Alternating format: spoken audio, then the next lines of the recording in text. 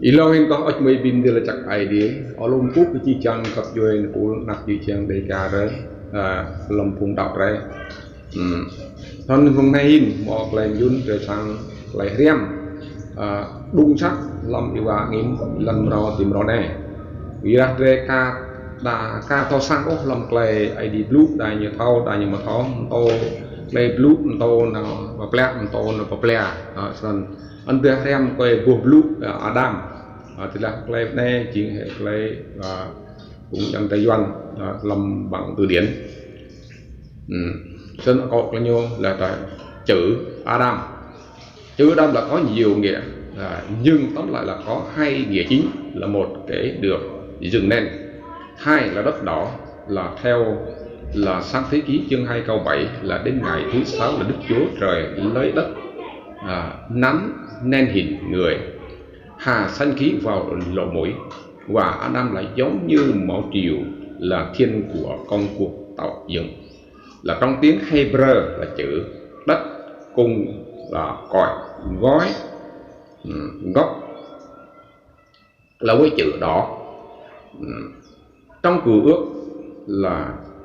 khi chép là về Adam là thứ nhất là nói về là Đức Chúa Trời dựng nên loài người, là xem trong sáng thế ký chương 1 câu 27 28 tức là từ 26 là đến 27 là chương 2 là câu 7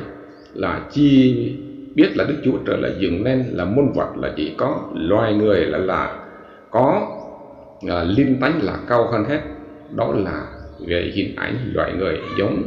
với là hình ảnh là Đức Chúa Trời. Là thứ hai là nói về nguyên thủy loài người sang thế ký chương 2 câu 8 đến 25.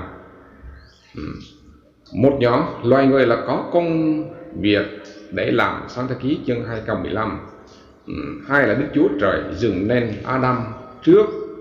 rồi sau mới là được dựng nên Eva làm là đôi lứa để giúp đỡ ông sang thế ký chương 2 câu 18.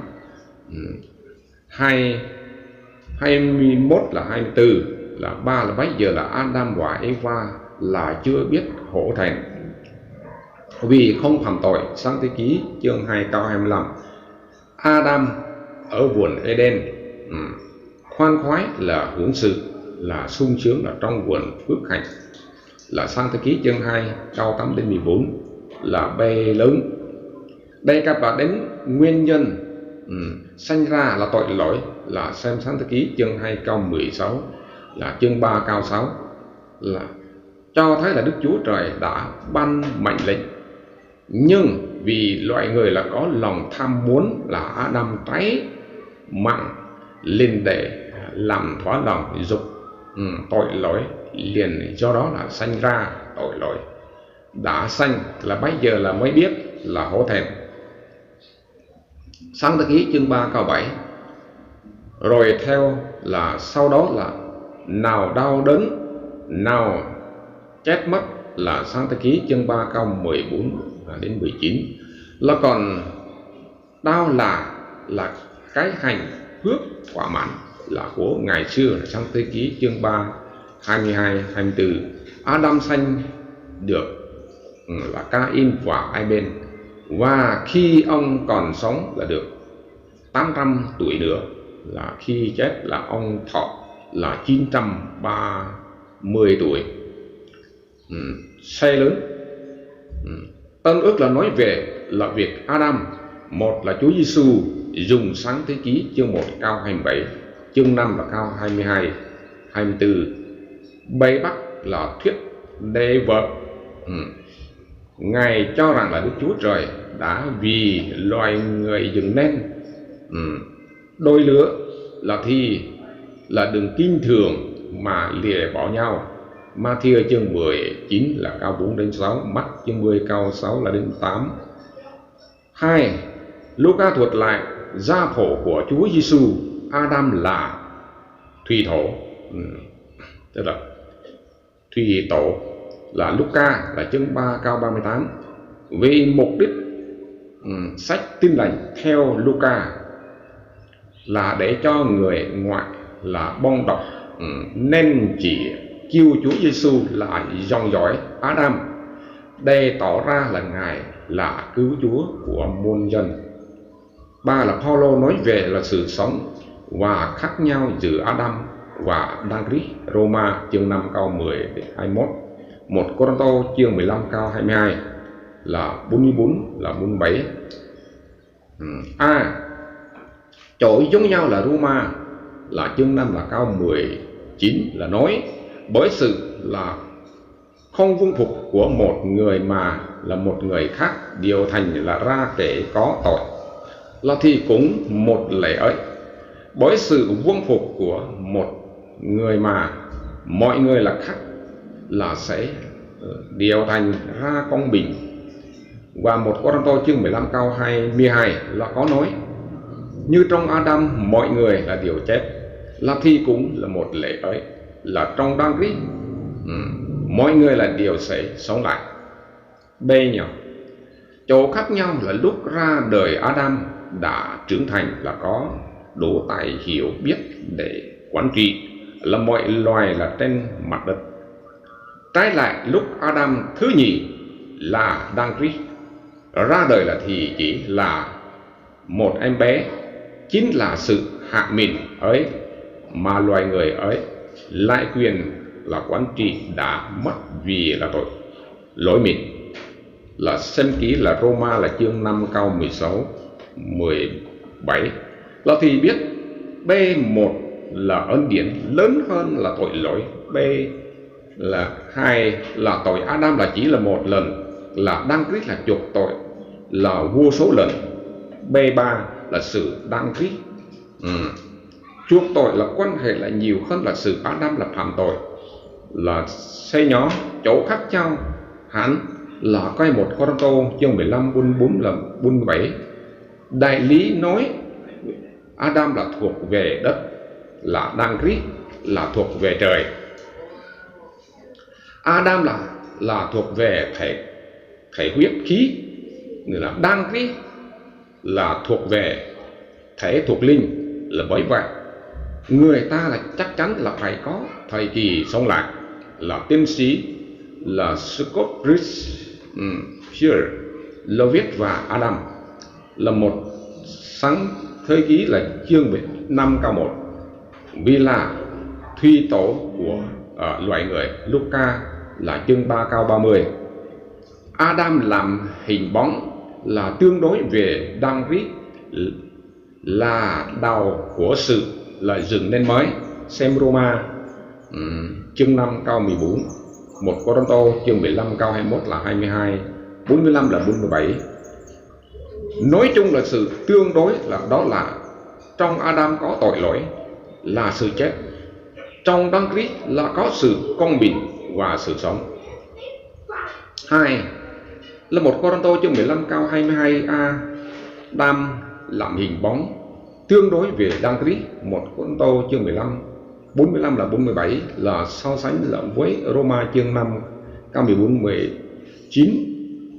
A nhỏ là người thứ nhất là Adam đã là trở nên là một linh hồn sống, là sang thế ký chương 2 câu 7, nghĩa là người là nhờ là một đấng mà được là sự sống, là tức là Đức Chúa Trời. Adam là sau hết là thành ban sự sống. Adam sau là chẳng những không nhận lấy là sự sống, là song chính Ngài là nguồn của sự sống, và Ngài là ban sự sống đó là cho người khác nữa. Giăng chương 1 câu 4, chương 5 câu 21, chương 10 câu 10, chương 12 câu 24, 1 Giăng chương 5 câu 12. B1 là nguồn gốc, người thứ nhất là từ đất, thuộc về đất. Người thứ nhì là Chúa, từ Đức Chúa Trời đến. Mỗi một người là đầu của là sự dựng nên, và các sự dựng nên là ấy là cũng trái nhau. Trong Adam là hết cả điều sẽ chết, là trong Đăng Christ là hết cả điều sẽ được là sự sống. Là sự dựng nên của Adam là xác thịt, là sự dựng nên mới của Đăng Christ là thần. Giăng chương 3 câu 6, bài nhỏ Roma chương 5 câu 14. Adam làm Chúa là làm điều sự dựng nên cũ, nhưng đã khiến nó là sa ngã hư hoại. Roma chương 8 câu 19 22. Đăng Christ Ngài làm Chúa và làm đạo sự là dựng nên mới là Ephesos chương 1 22 23, thì khiến nó là được hiệp một với Đức Chúa Trời về phần luân lý và được sự sống đời đời. Thế giới sức vật và vật chất là bị rủa xả vì cớ loài người. Điều sẽ được giải cứu là bởi Đăng Christ là Esai chương 11 câu 6 câu 9, Roma chương 8 câu 19 22. Là một thành là cảnh sát là thêm ở phía trên sông Jordan. Giô-soi chương 3 câu 16. Chính mục là tham khảo là Cơ Đốc là từ điển Kinh Thánh. Sau đó có ít 10 bìm đi là chắc ai đi lung cúp với chàng cùng dòng cái sẽ chi clay răng chẳng để thâu quá là Adam là bia Adam do lấy là Adam là nhóm núi chim tài lò bia đó là thành Adam dinh nhau hồng bụi hồng lần ai điểm dinh nhau chim núi sẽ chi ai đi là đó rằng bụi nhau làm tung như bom ngặt vậy là Adam đó nhiều gì là nhiều một tuy hồng lại sọc sau đó nhiều lệ đang làm lơ bia đó Adam tao toa là nhiều trăm lúc sẽ chỉ khoai yang Giêsu Adam ăn jing ray mừng lông mừng ai đi nhiều ray là lu trong rác ăn chỉ lại nên chẳng là bị chít Adam ăn jing Adam lại tao toa jing Adam ăn jing khoai yang Giêsu đi nhiều jing sẽ chỉ nhân tánh và thành tánh nhiều một riêng yang là nhiều một người đây nhiều đấy bị grand rẻ đặc đây một là đạo trong ốc cơ sẽ chỉ như dân biển đọc gia phổ đàn trong sẽ về đun ai để mừng đun mừng đạn là lâu ông đưa mong là úp nhiều biển là để táo và khoai giang như sweet của gì là cái biển là điệp đánh chiên thì mình tìm rau nên tới đây cho tục là những cái gì liền đó ở luôn cút cho mang cái chi chăng ai đi tục việc để là nên dòng là chắc thằng bọc tre là tre bây giờ tre tô mà bọc lẽ tre dớt băng ở lòng clay blue idea như một lại giang như một cái làm cho nên để ta để cả thau để thau có idea bạc đây là tới đây chẳng thau ít lăng lòng từ điển Kinh Thánh Việt Nam nhiều trang bút